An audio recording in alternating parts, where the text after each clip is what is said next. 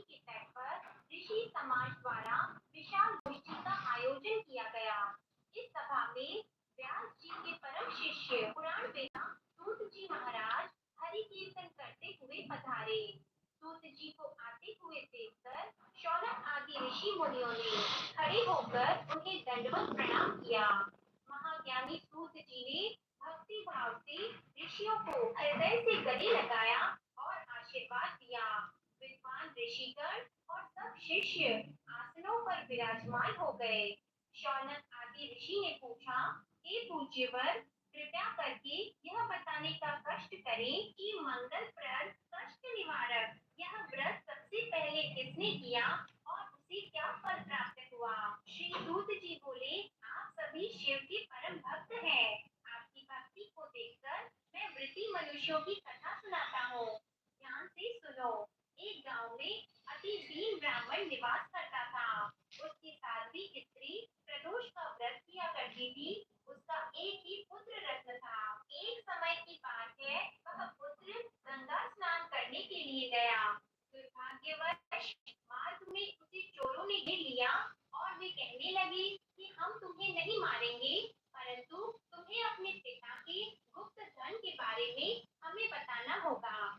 बालक दीन भाव से कहने लगा, हम तो अत्यंत दुखी दीन हैं, हमारे पास धन कहाँ है। तब चोरों ने कहा कि तेरी इस कोठी में क्या है। बालक ने निसंकोच कहा, मेरी माँ ने मेरे लिए रोटियां दी है। यह सुनकर चोरों ने अपने साथियों से कहा कि ये साथियों, यह बहुत ही दीन दुखी मनुष्य है, हम इसको नहीं लूटेंगे, हम किसी और को लूटेंगे। इतना कहकर चोरों ने उस बालक को जाने दिया। बालक वहां से चलते हुए एक नगर में पहुंचा। नगर के पास एक बरगद का पेड़ था। वह बालक उसी बरगद के वृक्ष की छाया में सो गया। राजा ने उसे कारावास में बंद करने का आदेश दिया। ब्राह्मणी का लड़का जब घर नहीं लौटा, तब उसे अपने पुत्र की बड़ी चिंता हुई। अगले दिन प्रदोष का व्रत था। ब्राह्मणी ने प्रदोष व्रत किया और भगवान शंकर से मन ही मन अपने पुत्र की कुशलता की प्रार्थना करने लगी। भगवान शंकर ने उस ब्राह्मणी की प्रार्थना को स्वीकार कर लिया और उसी रात राजा को स्वप्न में दर्शन देकर आदेश दिया कि यह बालक चोर नहीं है, उसे प्रातः काल छोड़ दे, अन्यथा तुम्हारा सारा राजपाट नष्ट हो जाएगा। प्रातः काल राजा ने शिव भगवान की आज्ञा के अनुसार उस बालक को कारावास से मुक्त कर दिया। बालक ने अपनी सारी कहानी राजा को सुनाई।